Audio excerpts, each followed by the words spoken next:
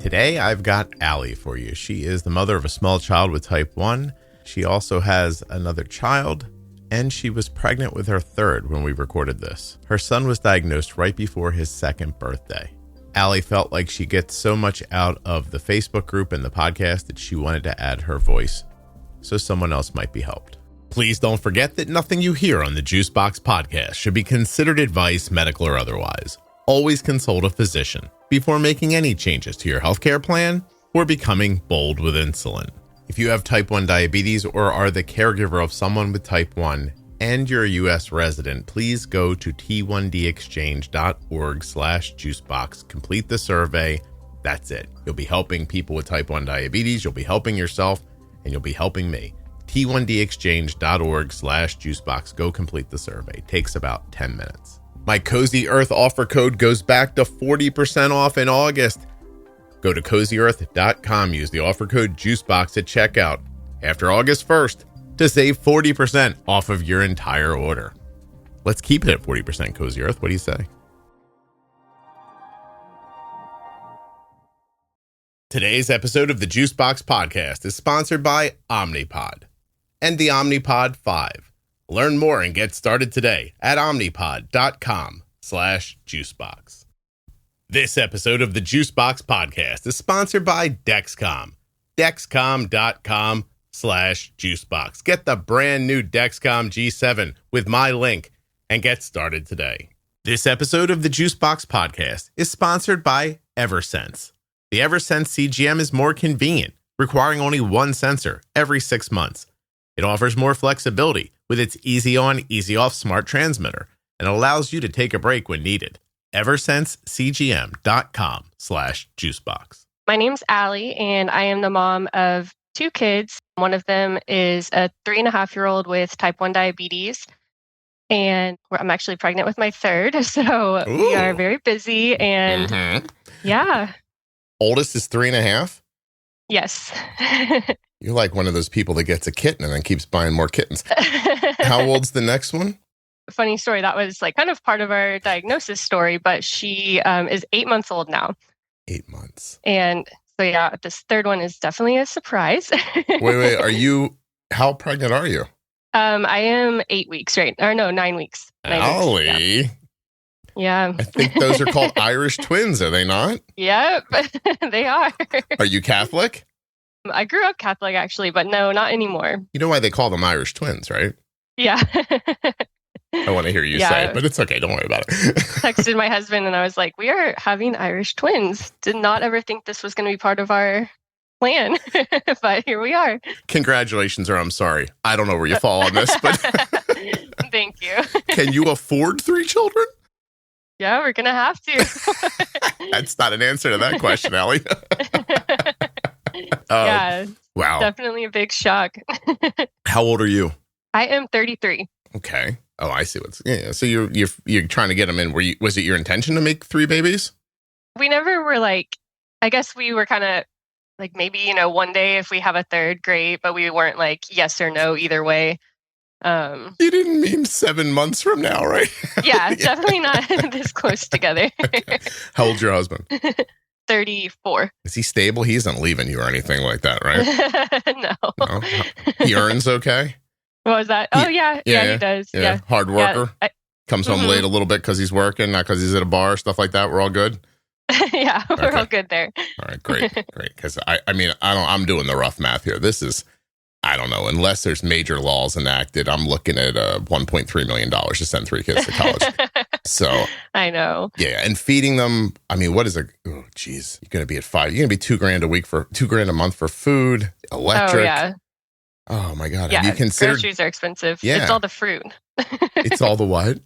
The fruit.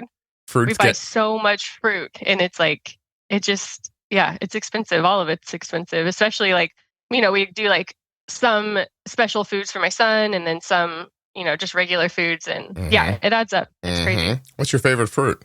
Gosh, right now I like any kind of fruit, but may I tell you, my son's the one. Go ahead. My son eats all the fruit. He's the type 1. He eats fruit like Gotcha. every meal. How old was he when he was diagnosed? It was 3 weeks before his second birthday. Oh, okay. For my money, around Christmas or New Year's, a mandarin, you can't go wrong. Oh, yeah. Perfect time of year for that. A few weeks before his second birthday.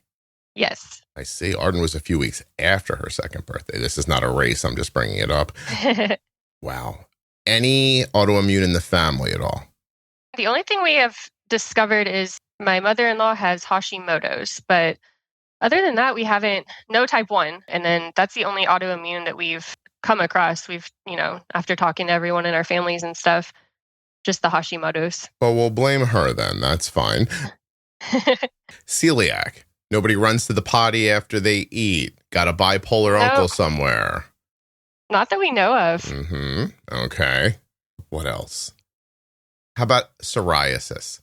I think actually my brother-in-law has psoriasis, I want to say.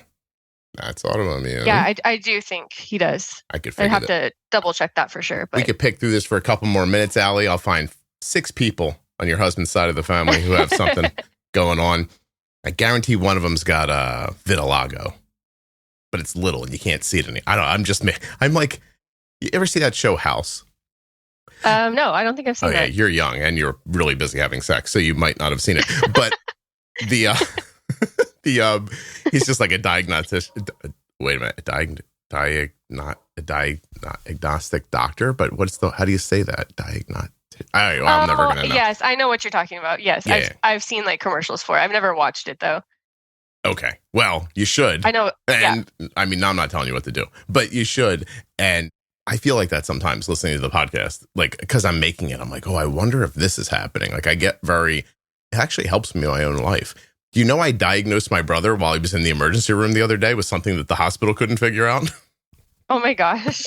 What was it? Over text messages. Hold on one second. I just need to text my wife something because the dog is barking. I'm just going to say, kill the dog. There we go. So my brother goes into the hospital and he has pain.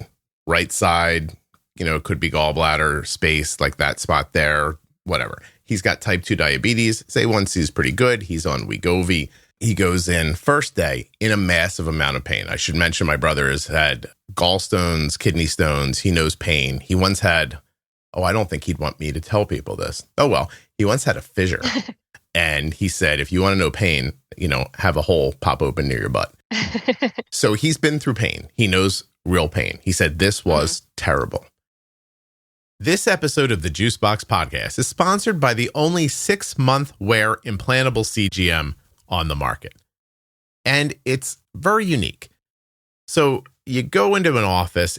I've actually seen an insertion done online, like a live one, they recorded it. The entire video is less than 8 minutes long and they're talking most of the time. The insertion took no time at all, right? So you go into the office, they insert the sensor. Now it's in there and working for 6 months. You go back 6 months later, they pop out that one, put in another one. So 2 office visits a year to get really accurate and consistent CGM data. But that's neither here nor there for what I'm trying to say. So this thing's under your skin, right? And you then wear a transmitter over top of it. Transmitter's got this nice, gentle silicone adhesive that you change daily. So very little chance of having skin irritations. That's a plus. So you put the transmitter on, it talks to your phone app, tells you your blood sugar, your alerts, your alarms, etc.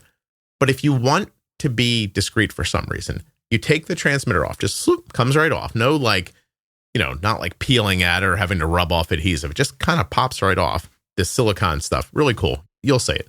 And now you're ready for your big day, whatever that day is. It could be a prom or a wedding or just a moment when you don't want something hanging on your arm. The Eversense CGM allows you to do that without wasting a sensor because you just take the transmitter off and then when you're ready to use it again, you pop it back on. Maybe you just want to take a shower without rocking a sensor with a bar of soap. Just remove the transmitter and put it back on when you're ready. EversenseCGM.com/juicebox. You really should check it out. Today's episode of the Juicebox Podcast is sponsored by Omnipod. And before I tell you about Omnipod, the device, I'd like to tell you about Omnipod, the company. I approached Omnipod in 2015 and asked them to buy an ad on a podcast that I hadn't even begun to make yet. Because the podcast didn't have any listeners, all I could promise them was that I was going to try to help people living with type 1 diabetes. And that was enough for Omnipod. They bought their first ad, and I used that money to support myself while I was growing the Juicebox podcast. You might even say that Omnipod is the firm foundation of the Juicebox podcast. And it's actually the firm foundation of how my daughter manages her type 1 diabetes every day. Omnipod.com/Juicebox. Whether you want the Omnipod 5 or the Omnipod DASH, using my link lets Omnipod know what a good decision they made in 2015 and continue to make to this day. Omnipod is easy to use, easy to fill, easy to wear. And I know that because my daughter has been wearing one every day since she was 4 years old. And she will be 20 this year. There is not enough time in an ad for me to tell you everything that I know about Omnipod, but please take a look. Omnipod.com/Juicebox. I think Omnipod could be a good friend to you, just like it has been to my daughter and my family. They medicate him for the pain, which, is nice. And then they go about doing their scans and their thises and that's, and then tell him, of course, there's nothing wrong with you. We can't figure anything out. And they send him home. Yeah. And the next day he's back in the emergency room with even worsening pain. So now I'm texting with him. I'm going back and forth. I'm asking my questions. It feels like he's on the podcast, but we're texting because I'm like, how about this? What about that? That kind of stuff. And I figured out he had a slightly elevated white count the day before that they ignored. So I told him, have them rerun the white count. Now, the funny thing is he's sitting there and they're not doing anything for him. But if he says, hey, run my blood work again and see if my white blood cells went back up, they go, okay. It's like you're running it. Mm-hmm. It's ridiculous. If he doesn't say anything, they'll medicate him again and treat him. Mm-hmm. But, he says, do this, please. White blood cell counts up again. Well, but we don't see anything wrong. So I text him back again. I say, here's what you do. Grab the nurse. Say to the nurse, hey, would it hurt anything if I got like an IV antibiotic just to address this high white blood cell count? And I said, you'll put that in her head and then she'll go back and mention it to the doctor. Then he'll think it's his idea and give you the antibiotics. That is exactly what happened. So now my brother is on the way to something and we start picking through it a little more. I go through some family history and I say to myself, I think he's got diverticulitis. Mm-hmm. So I say, float that you think this could be diverticulitis because your mom's had it and ended up in the hospital in a similar pain. Float it to the nurse. The nurse goes back, disappears for a while. An hour later, the doctor comes in as if on a white horse.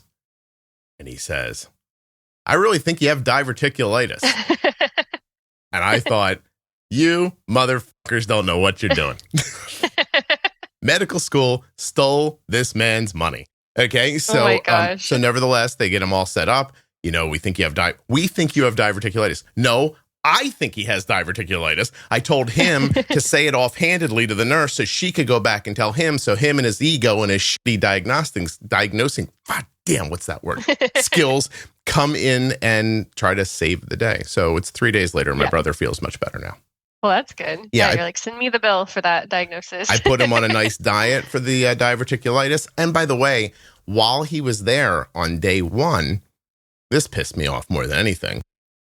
I almost said these motherfuckers, and then I said it anyway, so I should have said it. These motherfuckers, Allie, tell him to go off his Ozempic. The only thing keeping his A1C out of the 7s and in the 5s. Yeah. Because we heard it might give you pancreatitis. We heard?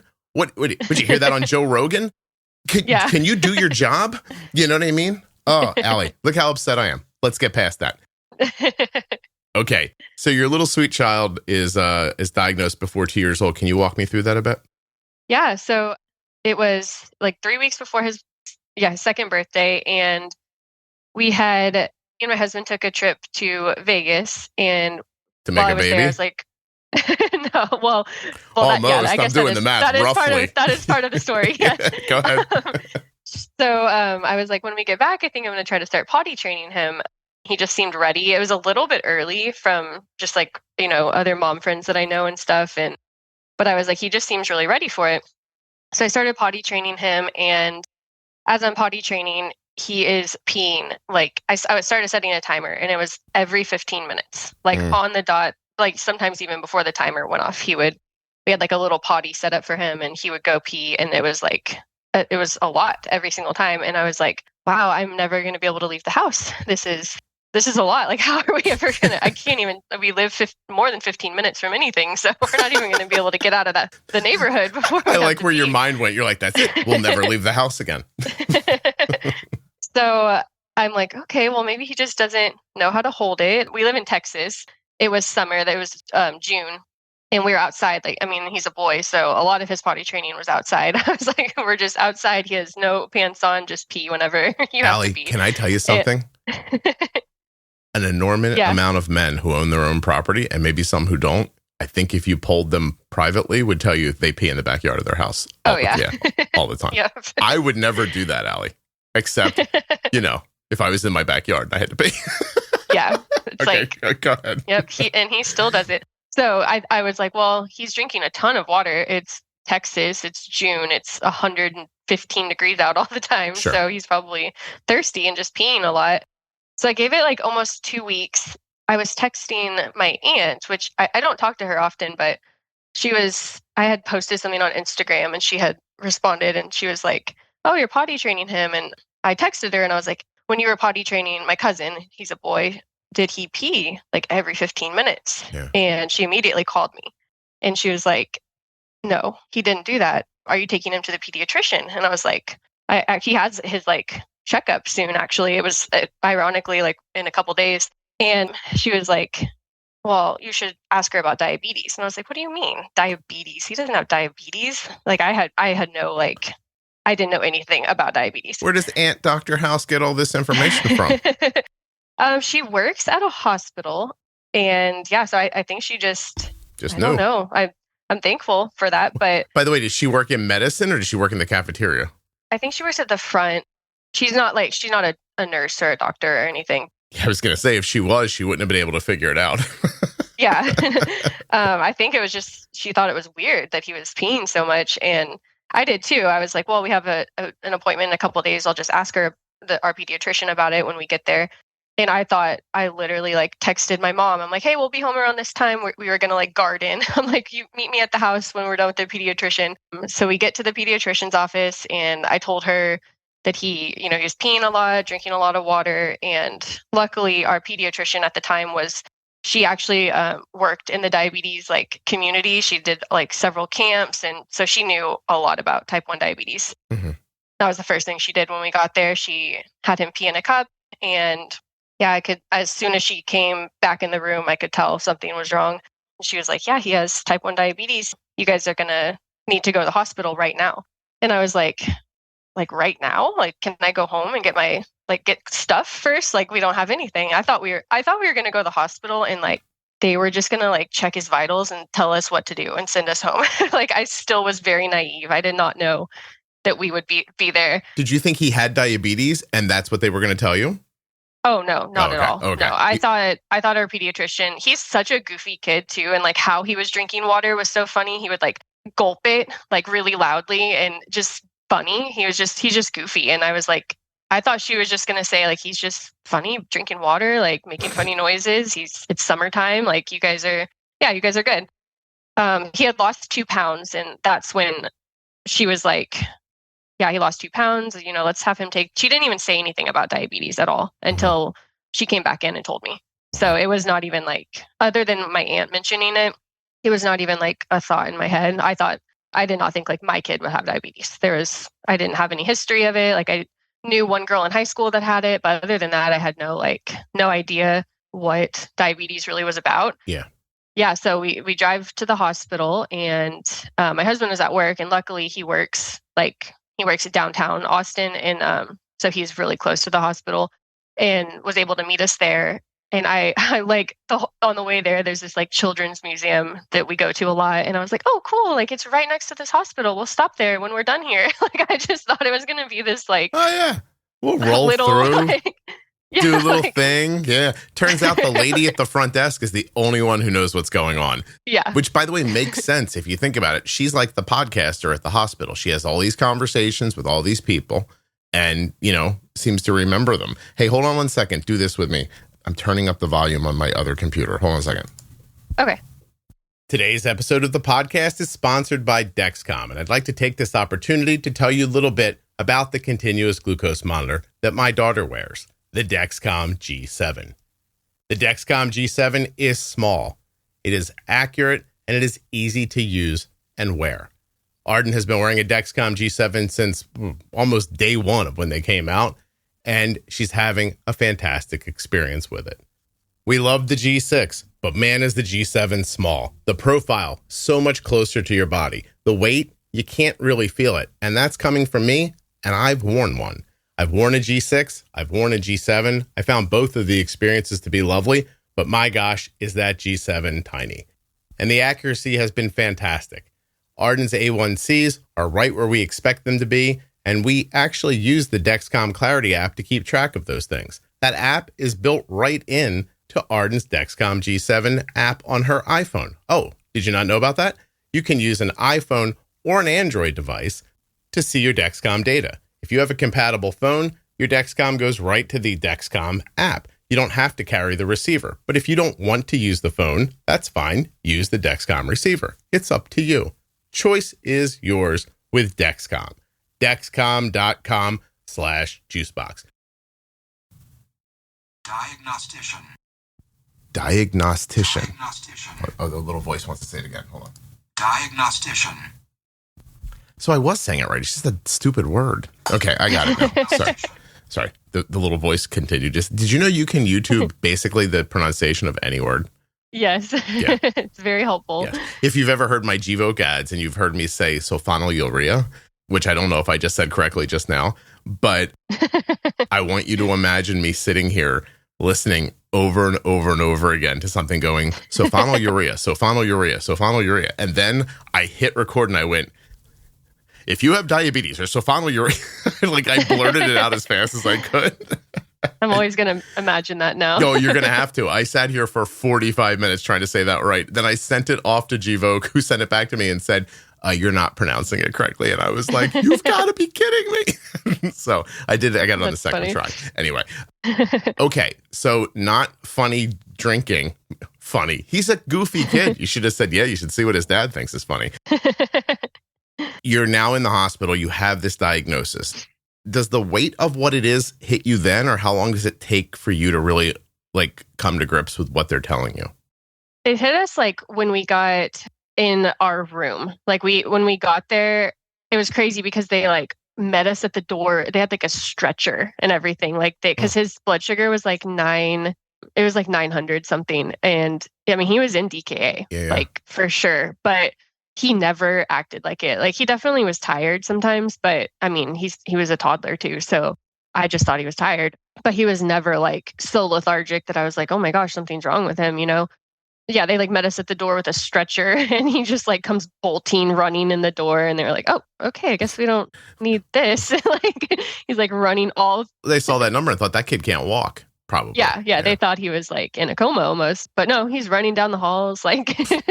I think when it really hit us is when we got to our room and they started going over everything with us and, telling us he was going to wear a device forever and, all those, just everything that came with it. And we had some great nurses and doctors, but we kind of had we definitely had a rocky start with his diagnosis, just from the support that we had. I think when it really hit us was when we had one, she was not a great nurse. And I was panicking because his birthday was in 3 weeks. And I was like, well, do I need to contact our cake baker and see if they can make a sugar-free cake? I had no idea, what to do at this point. And the nurse was like, oh, definitely. He'll never be able to eat sugar or a sucker or a cake ever again. And that's when I just lost it at that point. I was emailing the cake baker. I'm like, can you make a cake and sugar-free? It was just devastating because I was I had, in my head, I was he's never going to be able to do these things again. And obviously she was just not very educated and he eats cake and does all that stuff now. But at the time, that's when for me, I was wow, this is really life-changing. Things are really going to change. And then of course, putting on, we actually left the hospital with a CGM and he got to wear that. I think that's when it really sunk in. We were there for 3 days just because we were like, I'm not ready to leave. Like I wasn't confident in everything. Can we stay another couple of months maybe? Yeah. Like I know I felt like that. I was like, we're going where? Home? Yeah. Yeah. I don't know that I know what I'm doing. Can I ask, what was more impactful to you? That his diet you thought was going to change or that he was going to have to wear a device? Well, both for sure. But I think more his diet, I guess. That's what I heard while you were talking. Yeah. It's a funny story because like 2 days before he was diagnosed, my husband was watching him and sent me a picture of them at Target. And he had an apple juice in one hand and a cake pop in the other. And all I sent back was, why is he drinking an apple juice? I had never given him juice. Like he never really had sugar other than like, his birthday cake or, special occasions. Yeah. And I was like, why is he drinking an apple juice? That was like 2 days before he was diagnosed. That was his first time ever drinking apple juice. And I was so mad at him. I was like, why is he drinking that? And then ironically, we get to the hospital and they're like, yeah, and the best way to treat his lows is with apple juice. You're like, oh, great. Oh my gosh. We know where to get that actually. And I can get a decent cake pop too. Yeah. I want to say something before we move forward. I want to like take up for you here. I realized that you were in my Facebook group and I just went and looked. And I want to say, and I mean this with a lot of respect, I am very straight. And your husband is so handsome. Like really, seriously. Like what did you like? My God, he's an attractive guy. No kidding. Look at his eyes. Yeah, I mean, if he sauntered up to me, I'd be like, hey, handsome, what's up? Okay. All right. That's that. I'm just saying, you've got a really good defense. Oh, thank you. Oh, my God. This is not to denigrate your looks. I am just saying, the man is really fucking attractive. What the hell? You know this about him, I imagine? Well, yeah. Yeah. Geez. Talk about a facial structure. Oh, look how pretty your kid is. What the heck? You people are making... I'm never gonna hear the end of this one. You people... Oh, is he going to take credit for it? You're attractive. I just don't want to tell you. People say I sound creepy. No, but seriously, you have a really attractive family. Oh, thank you. Seriously, look at your son's eyes. They're so almondy, but still pretty like your husband's, who does not have almondy eyes, but really attractive eyes. Well, thank you. Holy Christ. What did you people do? Did you meet him in a magazine shoot or something like that? No, we actually met it was like a restaurant and bar at this place in Austin. And that was, was attracted to him, obviously. Goddamn right you are. I would have slept with this guy in 2 dates. I'm just saying. If I was a lady, I'd be like, the first one's for me. The second one's for me too. You know what I mean? All right. It's enough of this. Your kid's got diabetes. We shouldn't be messing around. I wish I was handsome like that. That's amazing. Okay. I'm warm. Do you think that's because I've admitted to something? All right. Oh my gosh. You get home wearing a CGM, shooting with a pen or needles? Yeah, we were MDI. Yeah. Like whenever I was leaving the hospital, like the last night we were there, they were like, okay, you guys can leave if you want. Like we're able to discharge you. Do you want to stay one more night? And I was like, no, I want to stay one more night for sure. Just to like get the hang of everything. And the minute we left the hospital, I call my mom and I'm just like bawling. And I'm like, we have to find a nurse. I can't do this by myself. Like he's going to die. He's going to die tonight. Like I have no idea what I'm doing. We need to have a nurse that just like is with us for at least a few hours a day or something. Like, let's see if insurance covers that. We were like trying to like look into having a nurse and we didn't end up doing that. But I was just like so freaked out. We got home and we were MDI we got on a pump in October of that year. So about 4 months. Yeah. And we have a new doctor now, which he is amazing. He's like, we are so lucky that we have him. But at first it was just a rough start. Like our team was just who was assigned to us at the hospital. And that's just who we like kept seeing after he was diagnosed. And they were just what was that? They sucked? Is that what you're trying to say? It seems like you're trying to be nice, but they were terrible. They were terrible. They were like so confused. And I'm very like type A. I would like write down exactly what he ate, what his blood sugar was before we started, how long we waited to bolus him, what he was at an hour after, what he was at 2 hours after. Like I wrote down everything on like an Excel sheet and I would like bring it into them and they're like, I don't know. I just don't I don't know. They were always like I don't know. So confused. Yeah. They could never figure out what to do. At one point, the doctor was like, well, he's going to be getting on this was in like June or July still. They're like, he's going to be getting on a pump here in like October. We had our appointment set up for the training. And she's like, it's okay if he just runs high until then. And I was like, what? That's like 3 months away. I'm not going to just let him run high for 3 months. Like, and at that point I had been listening to the podcast. So I was basically like, being a pump for him. I would go in and give him like 0.25 with a needle. Like we were giving him like 15 to 16 shots a day sometimes just to slowly get him to come down.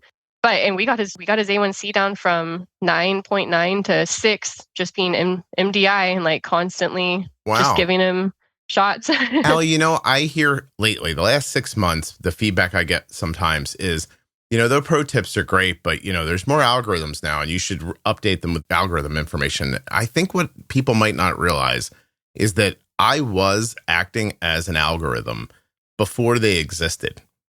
And I didn't know that, but I was, right? And, if you learn it that way, then you know it. You just know it then. And making these small adjustments, bumping and nudging blood sugars, taking away insulin, giving extra, that kind of stuff, like learning how to meet the need, all those things I talk about in that pro tip series and in the podcast, I think they're very foundational. Yeah, for sure. Yeah. And that's what I was doing. I was like, basically I remember that episode, and that's when I was like, all right, I'm just going to stop. They actually told me one time, I was calling like every day, and they were like, you can't call every day. Like, that's not what we're here for. And I was like, he was just diagnosed. Like, I have no idea what I'm doing. And this was like, even with a low or high blood sugar, we don't have like the staff to support every day. And this was like a very well-known like children's hospital here in Austin. And they were just like, nope, you can't call every day. I'm like, what do you mean I can't call every day? Well, you saw it though, because you charted everything so well. Yeah. And they couldn't help you. Yeah. They were so confused. What they mean when they say you can't call every day is, we don't know how to help you. Stop reminding us how bad we are at this, please. Yeah. Just let him run high. And when you get on the pump will do our job for you, basically. Yeah. Can we just let the kid be sick for 3 months and then we'll put the magic box on him and this will all be over? Yeah. Yeah. And at that point I was like, all right, well, I am going to find a new doctor because this is crazy. I was like, I will fly to I just want the best doctor. And he wrote a book, actually, The Sugar Surfing, Dr. Ponder. Dr. Ponder. And he lives, on the podcast in the very first year of the podcast, I think. Really? Yeah. He's like incredible. So we drive to him now. But yeah, I mean, it was like night and day difference. It was great moving to him. Oh, I can't imagine otherwise. Honestly, it's been 10 years since I talked to him, but I remember I didn't know who he was. Like, a listener of the show was like, hey, you have to have my doctor on. He's really good. He wrote this book. And I was like, whatever. So he comes on. Now, first of all, I don't read, so I didn't read the book. And I'm talking to him. I don't read. I just said it so proudly. Like your husband. He's like, I get you pregnant every time. That's what people don't know, Allie. You've only had sex 3 times in the last 5 years. It's just very accurate. But I had Dr. Ponder on. And I remember, I think I said it out loud during the episode. I remember saying or thinking, oh, you do what I do, but you call it something. Mm-hmm. Like, that's what I remember feeling when he was on the show. I'm like, oh, you do what I do.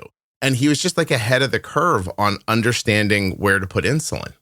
Yeah. Yeah. And where not to put it. Yeah. That's what I noticed too. When I read some of his book, but I was like, this reminds me of the podcast. And yeah, I was like, this definitely aligns more with what we're looking for sure. Yeah. Oh, no. Wonderful. And I want to be clear. Like, I don't imagine that Dr. Ponder ever heard this podcast, and I'd never read his book. If you really think about diabetes, like if you step back and see the whole picture, it's the only understanding you can come to is that insulin needs to be where it needs to be. Mm-hmm. And that's going to change. It's not static. It's not just like, oh, I use 7 units of basal insulin every day and that's always going to work. That's a ridiculous idea. My basal rate at 2 a.m. is always 0.5. That's ridiculous. Why would it always be 0.5? So once you can see like I used to say in the podcast all the time, it's like the movie The Matrix when Keanu Reeves slows the bullets down. He just wanders in between them. Like at one point, that's how I felt with diabetes. I'm like, oh my God, I see everything now. Like I know where to step. And he very much has the same vibe. So yeah, very definitely. Cool. Yeah. And you're lucky to be in Texas where you can get to him. Yeah. Okay. So what about you? Like what I hear, it was so funny. I said a lot of stupid stuff and then I got really warm. I think I was like, oh, I probably shouldn't have said that about her husband, but whatever. And then I got warm. And then you said, I wanted to have a nurse the day we came home. I thought he was going to die. And then I got this horrible chill that offset my warm in a really weird way. I got humid for a second, which is not something you want to know, but that's how fast my body changed. Because I remember leaving the hospital thinking, oh God, I'm going to kill her. Yeah. That's definitely how I felt. Yeah. That's very much how we felt. I was like, there's no way I can do this without them. It was more like, a lot of the math behind it. Like I've never been great at math and just like all the numbers that they gave us. And it just took me a while to like wrap my head around all of that. And I'm like, I don't know if I'm doing it right. Like, what if I give him too much? And he was definitely still honeymooning. So sometimes we would give him insulin and he would get low. And yeah, I mean, it was just, we're definitely in a much better place now. But Allie, I have to tell you, if you promise not to have any more kids, I'm going to call this episode 1 + 1 = 5. Yeah, no, we're done. Okay, sure. That's totally the title then, because you're like, I'm not good at math, but you're pretty good at sum adding. So that's what I'm calling it. It has nothing to do with what we're talking about, and I really don't care. I saw somebody the other day said, hey, I just listened to this episode and it's called this. What did that have to do with anything? And I was like, I don't know. It's like there's 1,100 episodes. There's an episode coming out in a couple of days. It's called Reheated Happy Meal. You would think I'd know why that is, but I'm staring at it. I have no idea whatsoever. So I'm going to have to listen to find out. Wow. Yeah, the math got me at first too, which was funny because it's not complicated math. It's like, it was like fractions, math I knew. And yet I left and I thought, oh, I'm going to do the math wrong and I'll pick an amount of insulin that's wrong and then I'll kill her. That's what's going to happen. Yeah. Yeah. Yeah. Oh, geez. Well, anyway, I feel for you. I've been there. But that didn't happen. And as a matter of fact, the irony is that feeling you had that day, like, I can't leave these people. I have to bring one of them home with me. These are the people who know. It took you not very long at all to find out are not the people I should be talking to at all about this. Yeah. I was like, no, we are definitely moving on here. How quickly do you think you became the master in that situation? How long did it take you to get it, like, put it all together? It was when they said you can't call every day and just let him run high. And that was probably, I don't even think I was listening to the podcast at that point because I was like, I just knew that was not right. I was like, that's insane. Why are you telling me that? I would say that was probably 1 to 2 months in. And that's when I started looking for another doctor. And Dr. Ponder was booked until it was October that he was booked out till. And I literally called. They probably got me in because they were like, she's never going to stop calling if we just don't get her an appointment. And I called every single day. And I was like, hi, have you guys had any cancellations? And then eventually they were like, Jesus, lady, yes. Come at lunchtime on Thursday, for God's sake. Let's get this done.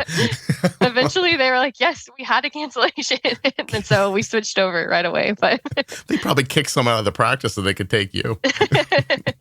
Yeah, she knew who I was. The person who answers the phone, she was like, oh, hi, Allie. Allie, I know you're embarrassed and you don't want to say, but you emailed the lady on the phone a picture of your husband and said, I'll bring him if you let me in, right? Yeah, that was it. You're like, oh, God, he's really going to think he's handsome. By the way, he aged well. You don't mind me saying that, right? No. You know what I mean? Like, he got better looking as he got older. No, it's just funny because I know my husband and he is never, ever going to let this go. Oh, hell, if this was me, I'd have a t-shirt that said that there's a podcast somewhere that says I'm handsome. One man said he'd be gay for me and he's straight. That's what my t-shirt would go on the back. There'd be a whole explanation about it. I'd be in public explaining it to people. Good for him.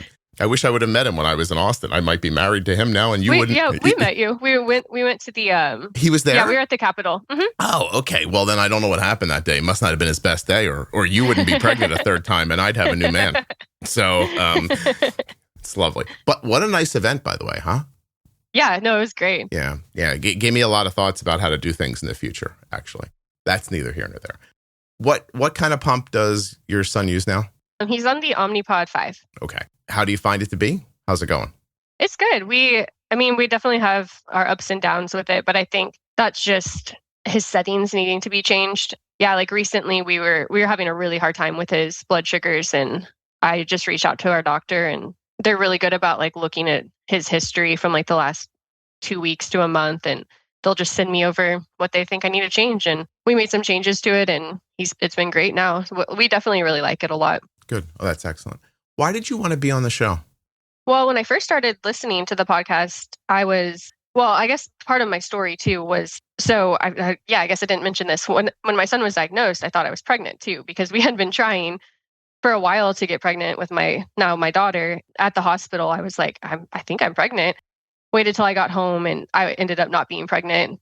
And we took a little bit of a break. Our plan was we wanted them kind of close together, like 2 to 3 years apart.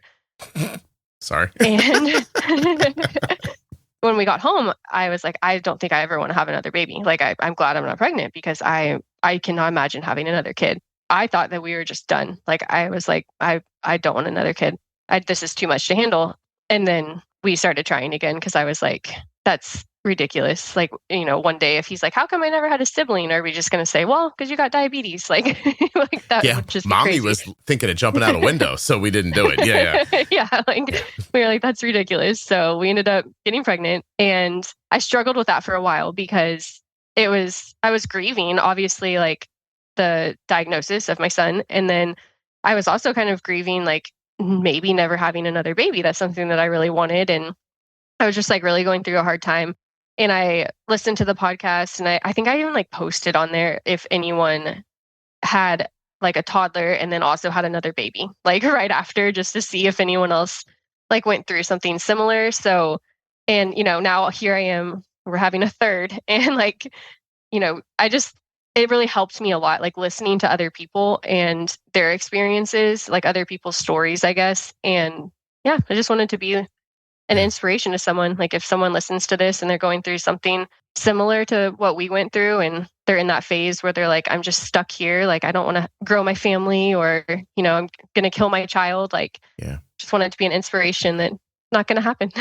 Oh, that's wonderful. When you reached out to other people, did you find other people with super handsome husbands that said, no, I felt like that at one point, but I got over it? Or like, what was the response back that you got from when you asked that question in the community? A lot of people said that they had other kids. I remember like showing my husband, I was like, okay, other people have kids that have a kid with type 1, or like have a baby, like a second baby after. So my daughter ended up there. It was a year after he was diagnosed, almost to the day. Her birthday is June 17th, and his diagnosis date was June 23rd. So almost exactly a year later, we had another baby. So, and I do feel like that year was like, a whole year we learned so much about his diabetes. Like his A1C is like, I think at the time it was like 5.4. So, we were in a good place, like for sure.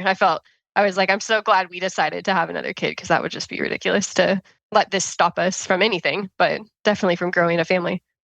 I'm reminded all the time of, I don't know if anybody remembers this, but Sam Fold, who is now like the general manager of the Philadelphia Phillies, was a professional baseball player. I had him on the show years ago, and I asked him if like something about, did you ever think of having your kids tested to see if they might get type 1 at some point? Mm-hmm. And his answer was somewhere around, well, no, because that doesn't matter. And when I dug into it a little bit, his answer was, I have diabetes and I'm okay.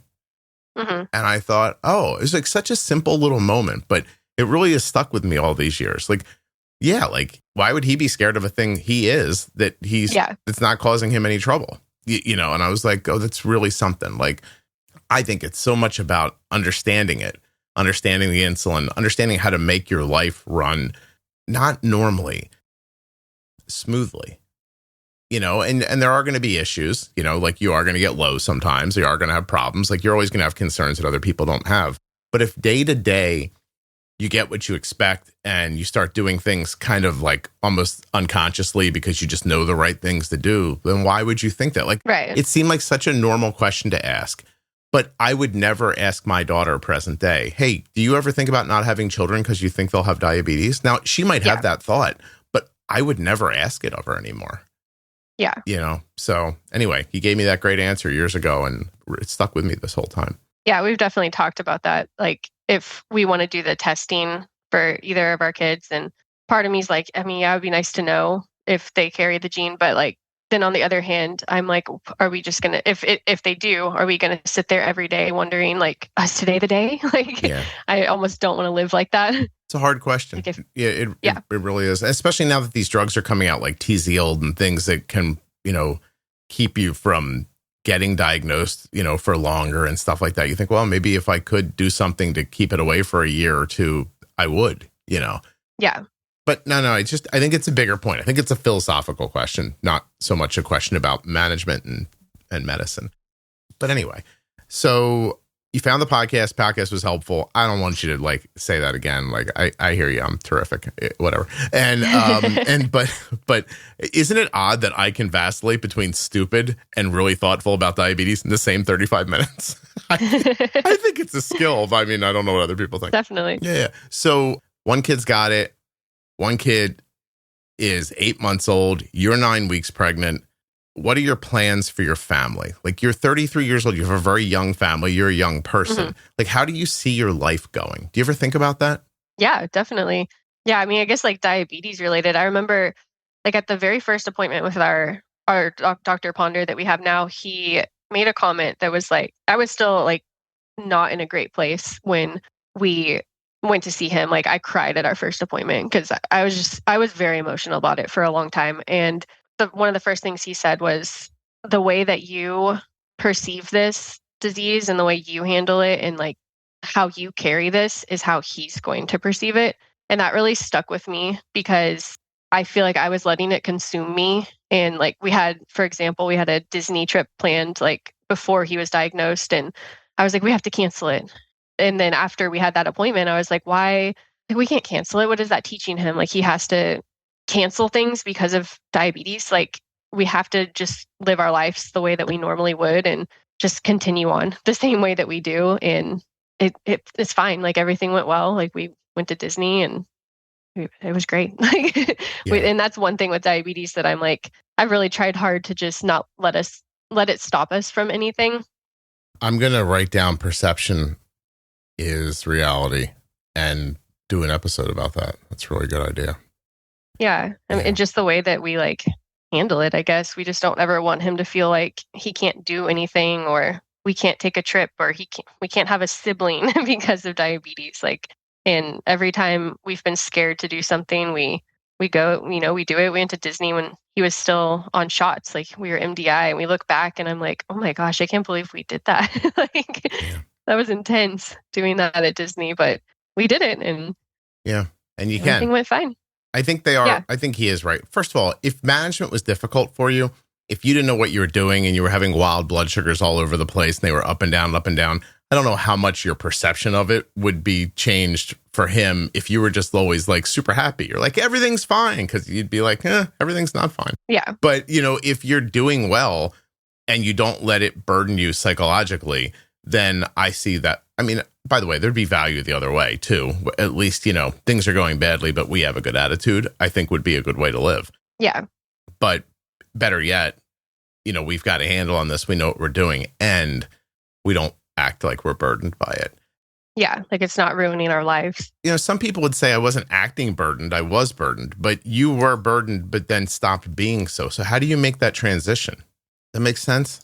Well, it's definitely it was hard at first, for sure. Like, it took me a while to like get out of that like hole that I was in. Like, I was constantly just mad, and like I was grieving. I mean, I grieved, I feel like, for a pretty long time. Like, I work, I'm a hairstylist, so I work 1 day a week, luckily, and I'm at home all the other days with the kids. And every single Monday I would go into work and I would just start crying. Like, as soon as I got there, and I'm close with my coworkers and even with some of my clients, like, I would go out, and as soon as I would see them, I would just like start bawling. And, like, they're like, "How are you, Allie?" And you're like, "I got diabetes." Like that. Yeah, like, gotcha. It was just like, okay, I have to pull it together. But I started thinking to myself, I'm like, why every Monday? Like, that's the only time I cry. Like, I get to work and I just like let it all out.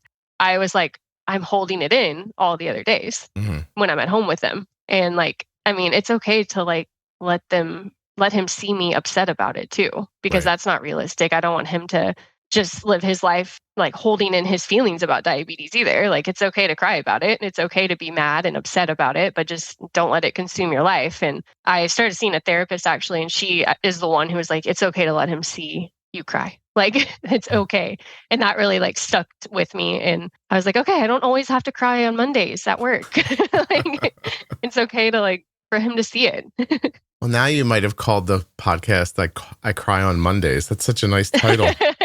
I'm writing that down too. I think well, first of all, I think it's good advice. I think if you're going to cry, it's okay for people to see you be emotional. I also think that if you're crying constantly, you should pull yourself together because, it is going to hurt your kids at some point to see you like, a disaster. But that's not what she's saying. It's a good balance. Yeah, no, definitely. Right. Like, you don't want him to feel like he has to hold it in and just act like everything's fine because that's not healthy either. But right. Especially when people can tell you're upset, but you don't let it out. Like, then that becomes exactly right. You learn to hold in your emotions. That's not good. Yeah. So you found this balance. So you worked your way through it. My question was, how do you go from genuinely being upset to not being?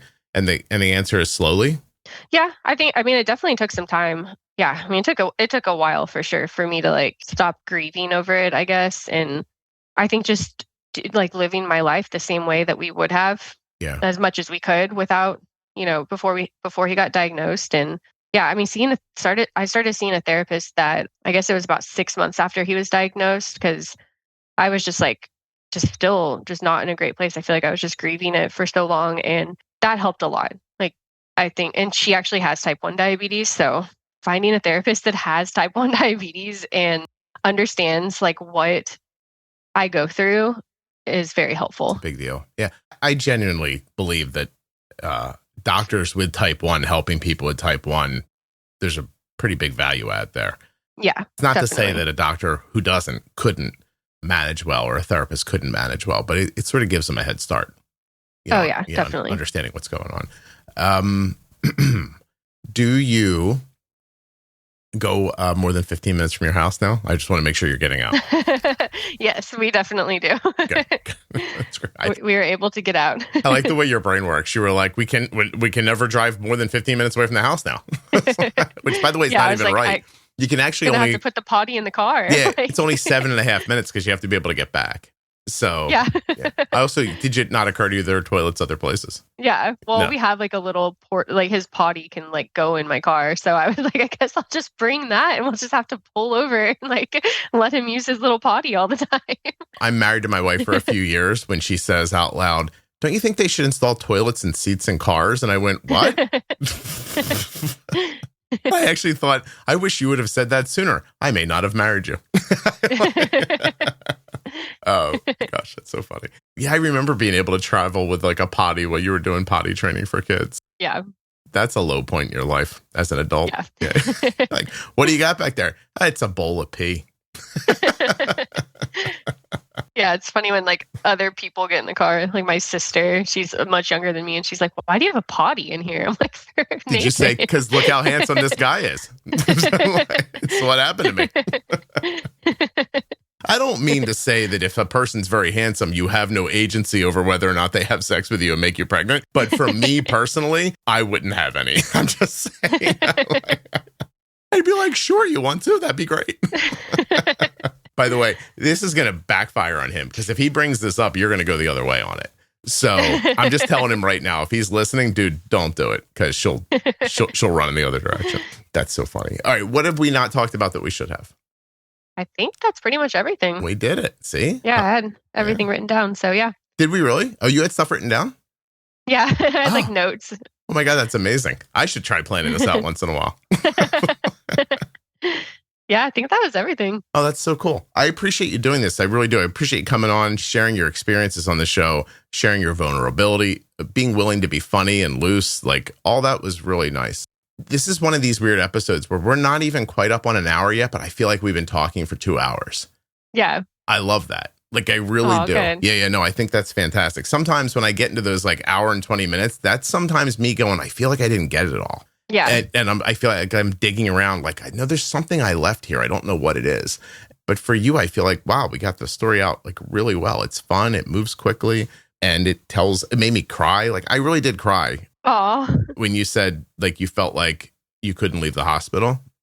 It made me well up. It was like bawling, like if your husband would have left me, but like I just welled up a little bit, you know what I mean? And it was just, I just remember feeling like that so clearly, you know? So I thought it was really nice of you to share that. It's a lot. Well, thank you. And thanks for having me on. I appreciate having me on and just all the help that you've given us. Really, I mean, we would not have been able to do any of this without the podcast. Oh, it's so nice. I have to, you want to know what I'm going to do after I get off with you? What's that? I was so sure you were going to go, not really, Scott. I don't really give a fuck what you're going to do. You're going to message my husband on Facebook. No. Oh, I see where you're at. I know, Allie, your pause was a little too long. I was like, she don't give a shit what I'm about to do.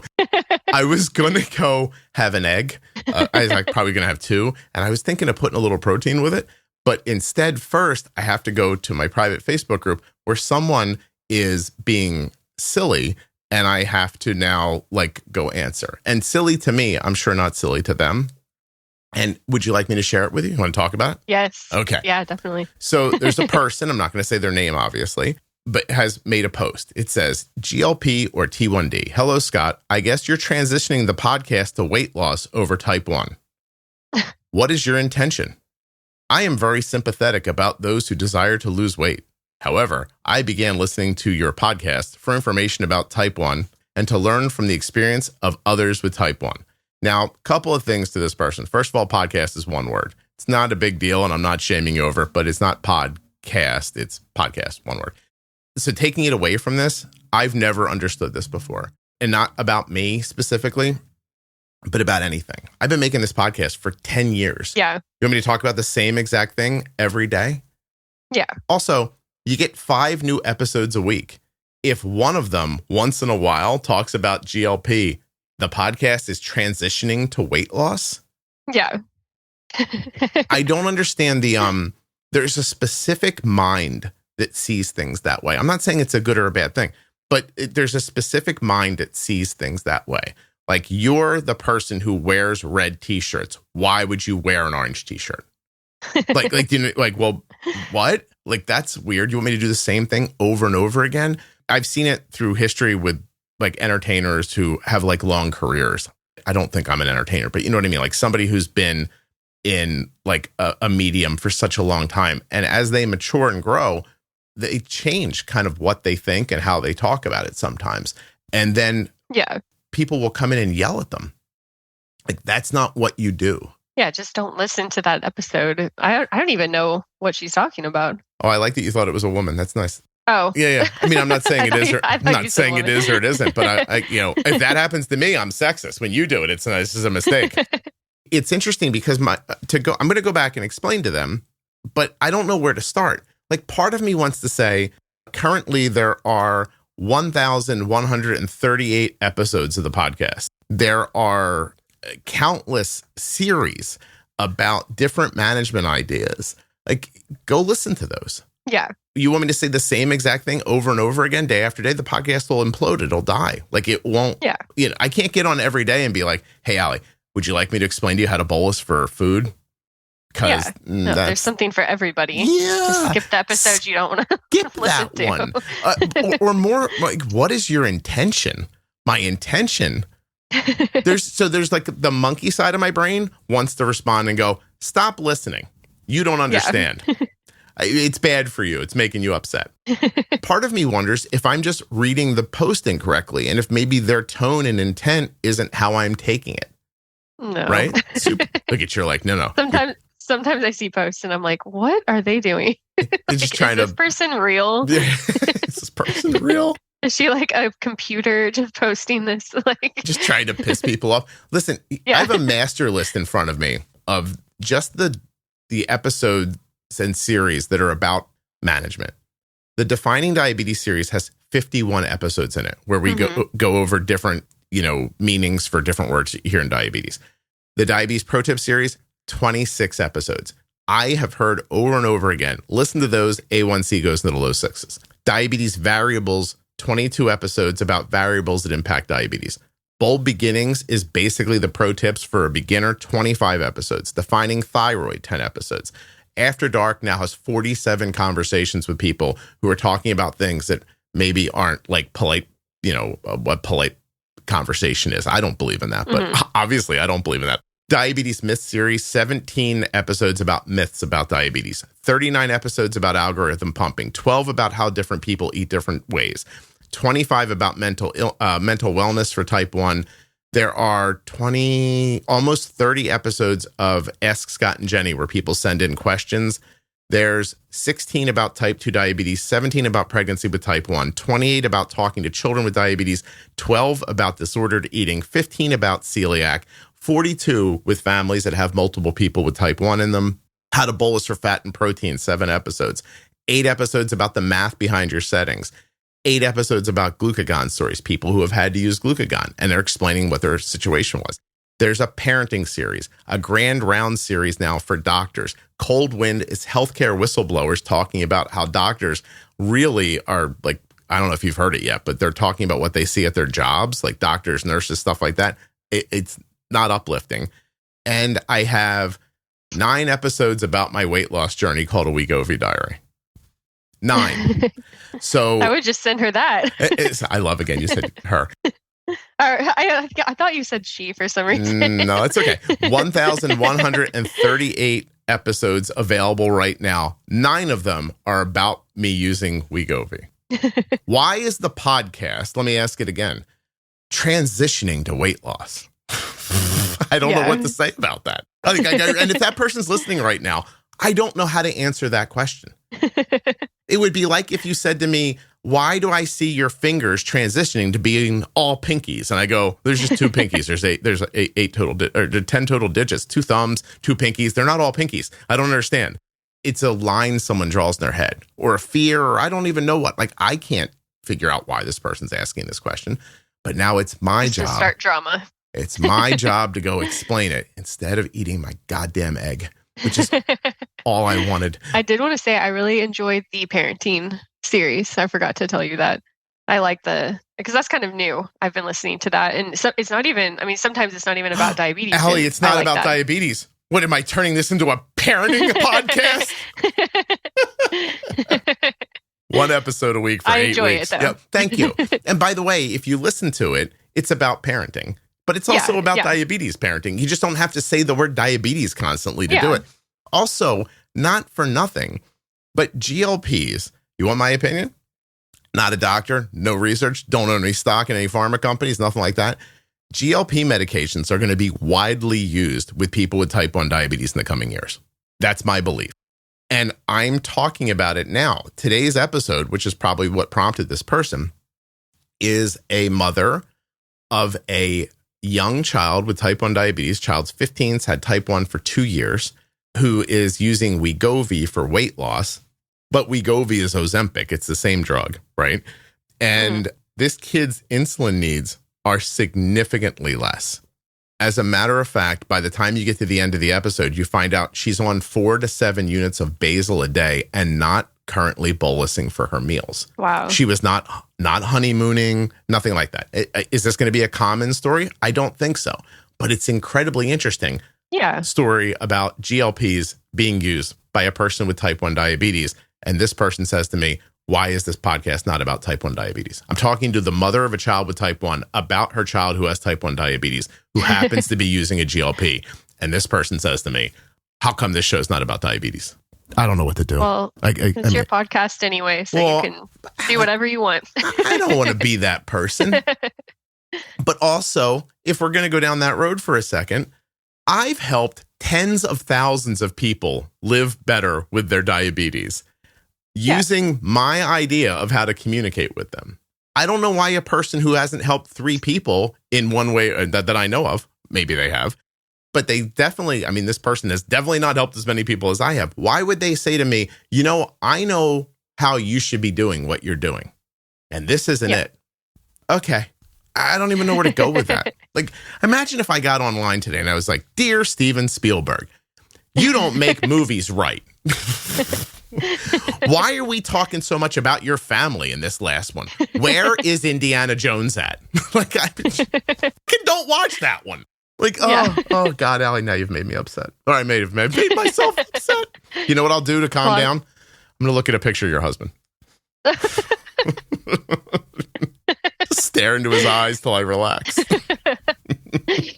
I'm going to have to go look for that post because now I want to know what you respond with. Wait till you say it's going to be a lot of fun. I'll be very polite. I'm of nothing but polite, Allie. And if this person's listening right now, it's like 8 months later, resist the urge to get upset because I know you're still listening. Because podcast is fantastic. I mean, did you hear this episode? I'm at the top of my game, Allie. There's nowhere to go but up. And I still feel like I'm bumping my head on the sky right now. That's me being in no way modest. Anyway, you're delightful. So am I. We're done. Hold on one second.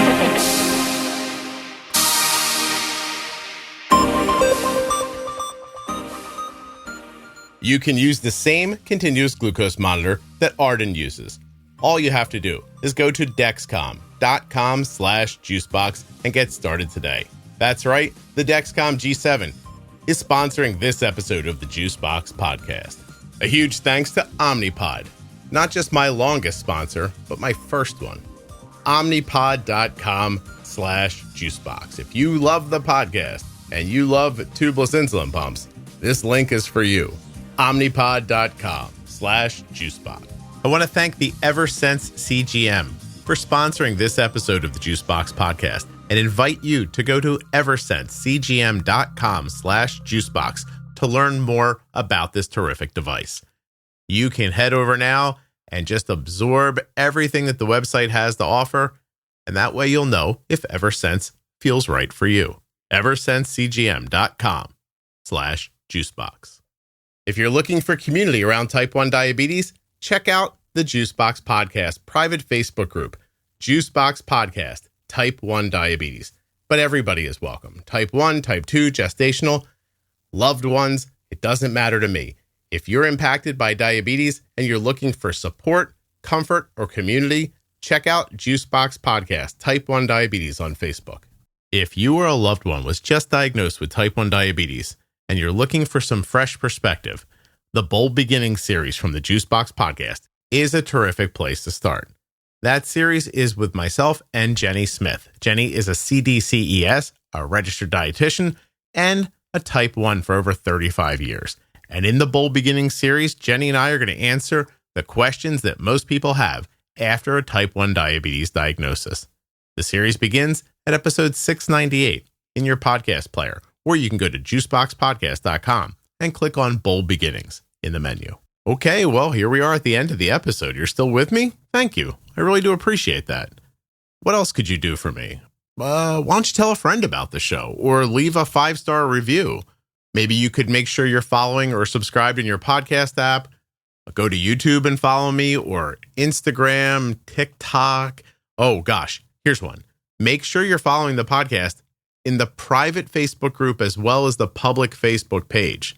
You don't want to miss, please. Do you not know about the private group? You have to join the private group. As of this recording, it has 51,000 members in it. They're active, talking about diabetes. Whatever you need to know, there's a conversation happening in there right now. And I'm there all the time. Tag me. I'll say hi. The episode you just heard was professionally edited by Wrong Way Recording. WrongWayRecording.com.